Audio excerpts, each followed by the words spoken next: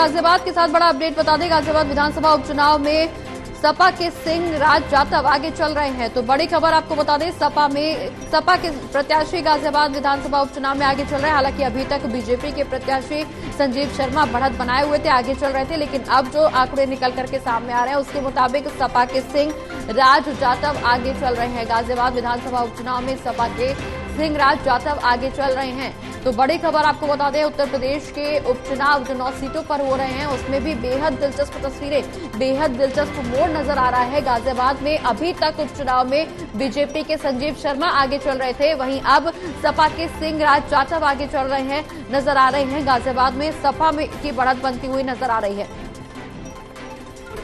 ज्यादा जानकारी के लिए करणवीर हमारे साथ जुड़े हुए। करणवीर, अभी तक गाजियाबाद विधानसभा उपचुनाव सीट के जो नतीजे सामने आ रहे थे उसमें बीजेपी के संजीव शर्मा आगे चल रहे थे, लेकिन अब एक बार फिर से बड़ा फेरबदल देखने को मिला, जहां सपा के सिंह जाटव आगे चल रहे थे, लेकिन अब एक और बड़ा अपडेट निकल करके सामने आ रहा है कि बीजेपी एक बार फिर से बढ़त बनाती हुई नजर आ रही है। निश्चित तौर पर गाजियाबाद में जो सियासी उथल पुथल मची हुई है, कहीं सपा कहीं बीजेपी, अभी तक बीजेपी आगे चल रही थी, उसके बाद सपा के प्रत्याशी बढ़त बना रहे थे, लेकिन अब जो ताजा अपडेट निकल करके सामने आ रहा है उसके मुताबिक बीजेपी एक बार फिर से बढ़त बनाती हुई नजर आ रही है।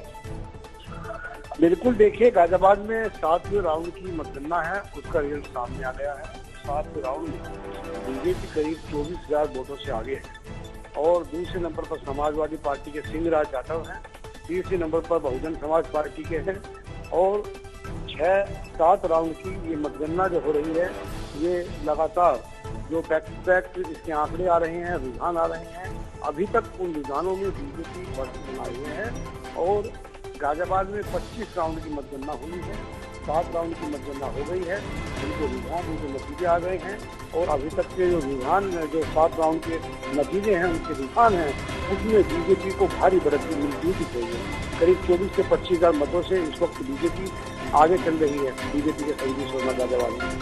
तो मीरापुर में जो राष्ट्रीय लोकदल की उम्मीदवार हैं वो आगे चल रही हैं। उत्तर प्रदेश में 9 सीट थी जिन पर उपचुनाव हुआ था, उनकी मतगणना है। 9 में से 3 पर समाजवादी है, 1 पर आरएलडी मीरापुर पर है और बाकी 6 पर जो 4-5 पर भारतीय जनता पार्टी आगे है। यानी कि जो 6-3 का आंकड़ा मान करके चल रहे थे कि बीजेपी को और लोकदल को 6 सीटें उनके खाते में जा सकती हैं, जबकि 3 सीटें जो हैं वो समाजवादी पार्टी गठबंधन के खाते में आ सकती है। आंकड़ा और समीकरण जो रुझान है अब तक के, वो इस पर भी इशारा कर रहे हैं। जी बिल्कुल करणवीर, जिस तरह से गाजियाबाद विधानसभा चुनाव का जिक्र करें, यहाँ पर उपचुनाव हुए और जिस तरह से सुबह से आंकड़े बदलते हुए नजर आ रहे हैं, निश्चित तौर पर गाजियाबाद वो सीट है जहाँ पर सबसे कम वोटिंग हुई है। 7 राउंड की काउंटिंग यहाँ पर पूरी हो चुकी है, काउंटिंग अभी भी लगातार जारी है, लेकिन इस बीच सपा और बीजेपी के बीच में कांटे की टक्कर देखने को मिल रही है। सबसे पहले बीजेपी के प्रत्याशी संजीव शर्मा आगे बढ़ रहे थे, उसके बाद सपा के प्रत्याशी आगे गए, उसके बाद अब एक बार फिर से जो आंकड़े निकल करके सामने आ रहे हैं उसके मुताबिक बीजेपी बढ़त बनाए हुए गाजियाबाद सीट से। कहा यह जाता है कि गाजियाबाद वो सीट है जहां बीजेपी का दबदबा हमेशा देखने को मिला है। चूंकि यहां पर सबसे कम वोटिंग हुई, लेकिन बावजूद इसके बीजेपी यहां पर बढ़त बनाए हुए है। बिल्कुल, देखिए 7 राउंड की मतगणना जैसे होगी है तो उसमें अब ये नहीं कहा जा सकता कि समाजवादी पार्टी और बीजेपी की कांटे की टक्कर है।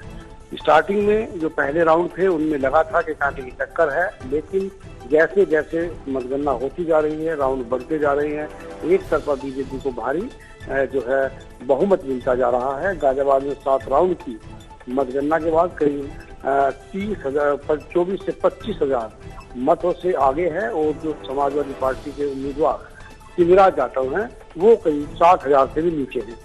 तो अभी कांटे की टक्कर जो चल रही थी, अब उसे कांटे की टक्कर नहीं कहा जा सकता, क्योंकि कहाँ 25,000 वोट और कहाँ 7,000 वोट भारी अंतर है और इस अंतर को अब भर पाना बेहद मुश्किल लग रहा है, क्योंकि जो पहले 10 राउंड हैं वो गाजियाबाद के ऐसे इलाके से हैं जहां पर सभी पार्टियों का मिक्स आबादी का वोट है।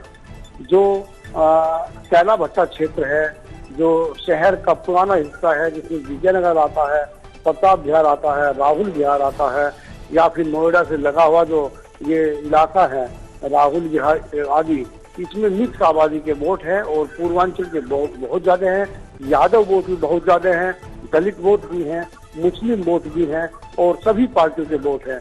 ऐसे इस इलाके में ये माना जा रहा था कि इस इलाके में भारतीय जनता पार्टी का उम्मीदवार पिछड़ जाएगा और समाजवादी पार्टी के गठबंधन की वोटें ज्यादा होगी। लेकिन जब ये वोट खुल करके आई, जब मत खुल करके आए, तो सब मामला उल्टा नजर आया। भारतीय जनता पार्टी के उम्मीदवार संजीव शर्मा ने उस इलाके में भी बढ़त बनाई। अगर भाजपा उस इलाके में बढ़त बनाती है तो निश्चित तौर पर जो शहर का हिस्सा है जिसमें गांधीनगर आते हैं, नेहरू नगर वगैरह, ये पुराना जो शहर है वो आता है, वहाँ भाजपा का गढ़ है, वहाँ वो इतनी ज्यादा बढ़त भाजपा का उम्मीदवार ले लेगा कि उसकी भरपाई समाजवादी पार्टी के लोग मुश्किल कर पाएंगे। चलिए, बहुत बहुत शुक्रिया कणवीर, आप नजर बनाए रखिए पूरी खबर पर। हम फिर लौटेंगे आपके पास। तो लगातार उपचुनाव के नतीजे बेहद दिलचस्प मोड़ लेते हुए